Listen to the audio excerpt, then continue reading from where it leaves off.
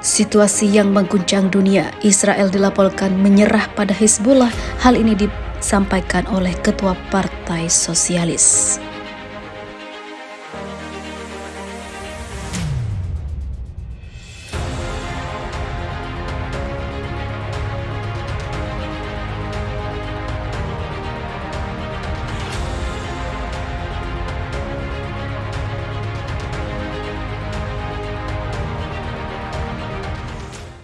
Ketua Partai Sosialis Progresif mengatakan dalam kasus penetapan garis barat laut, rezim Zionis Israel menyerah pada kekuatan Hizbullah. Dikutip stasiun televisi LBC Lebanon, pada Selasa kemarin, Walid Jumlat menegaskan bahwa Lebanon di bidang pertahanan membutuhkan kekuatan Hizbullah. Ia menambahkan dengan memperhatikan pengalaman penetapan garis batas laut antara Lebanon dan rezim Zionis, Hizbullah bekerja di bidang diplomasi dengan terampil. Sejak awal Juli 2022 ini, bersamaan dengan masuknya sebuah kapal pengebor minyak sewaan milik kabinet rezim Zionis di dekat ladang gas Karis, mediasi Amerika Serikat juga mengalami peningkatan dalam masalah penetapan garis batas laut Lebanon dan juga rezim Zionis.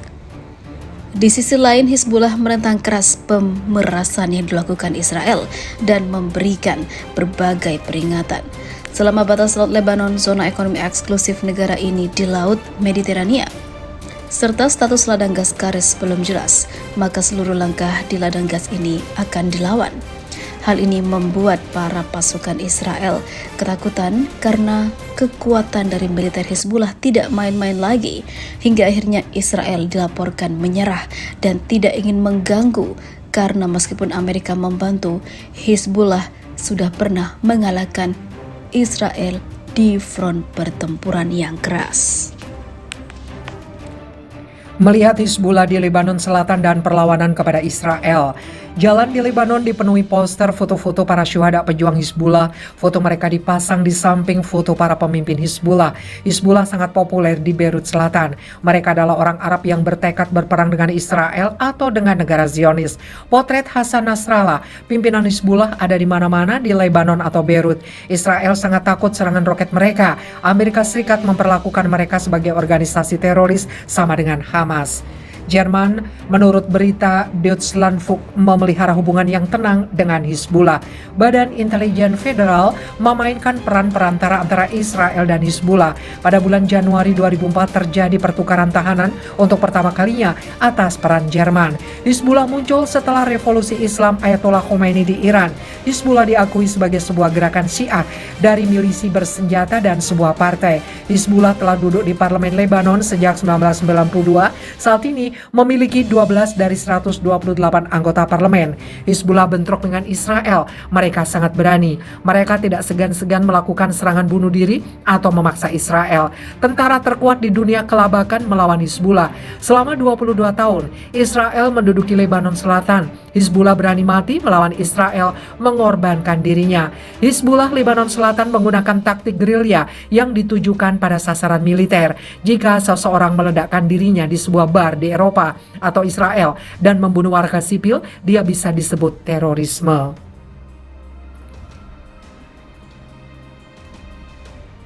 Tetapi meledakkan dirinya di antara pasukan Israel di wilayahnya Lebanon adalah membela diri melawan penjajah yang ada di tanah air mereka.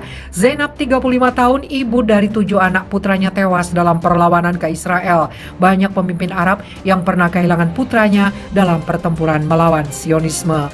Pimpinan Hizbullah sebagian besar terdiri dari ulama yang sangat dihormati. Nasrallah adalah salah satu contoh pemimpin Hizbullah yang sangat sederhana dan dicintai. Hasan Nasrallah saat ini menjadi politisi paling populer di dunia Arab. Karismatik, pandai bicara, jujur, kredibel. Pakar Timur Tengah Karin Kneissl mengatakan pujian kepada ulama karismatik itu. Pada pertemuan dengan ilmuwan dan jurnalis Eropa di markas besar Partai Hizbullah yang dijaga ketat di Beirut, Nasrallah membuat pernyataan diplomatik. Palestina adalah masalah nasional bersama, katanya. Namun setiap negara harus menempuh jalannya sendiri. Alasan untuk semua perang di wilayah ini adalah invasi Israel ke Palestina. Terserah Palestina untuk memutuskan apakah akan melanjutkan perlawanan atau mengakhirinya.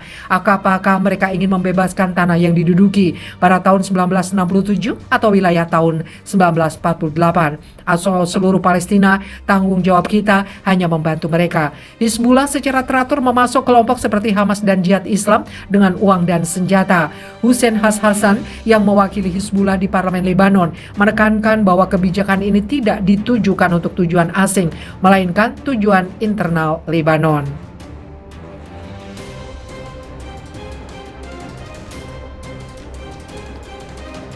Ada 400.000 pengungsi Palestina di Lebanon. Rencana Amerika dan Israel adalah menasionalisasi orang-orang ini, memberi mereka kewarganegaraan Lebanon. Tapi semua orang menolak rencana Amerika dan Israel tersebut. Mereka adalah rakyat Palestina, ingin kembali ke negaranya, mendirikan negaranya sendiri, membentuk pemerintahnya sendiri. Hassan mengatakan perjuangan bersenjata Hizbullah terbatas pada wilayah Lebanon.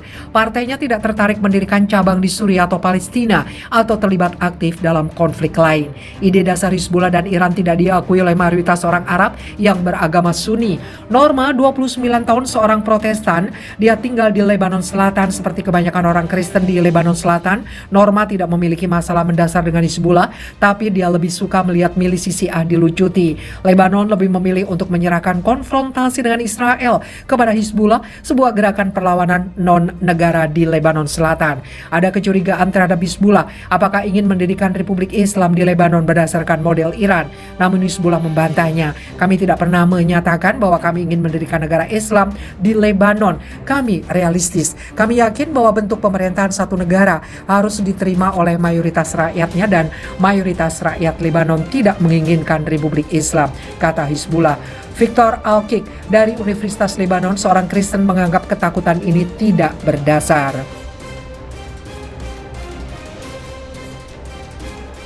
Di Lebanon tidak ada yang bisa mendirikan negara hanya untuk satu komunitas atau satu agama, baik Kristen maupun Muslim. Perang yang berlangsung hampir 15 tahun menunjukkan kepada kita bahwa itu tidak mungkin. Hizbullah adalah milisi militer dan partai politik, tapi mereka bukan teroris.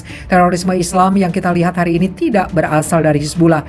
Hizbullah terbatas pada perlawanan di Lebanon, mereka berpegang teguh pada itu. Orang-orang Kristen di Eropa tidak perlu takut dengan Hizbullah. Eropa tampaknya menyadari perbedaan itu. Hizbullah tidak ada dalam daftar organisasi teroris seperti yang dilakukan Amerika Serikat. Hizbullah berjuang untuk Palestina.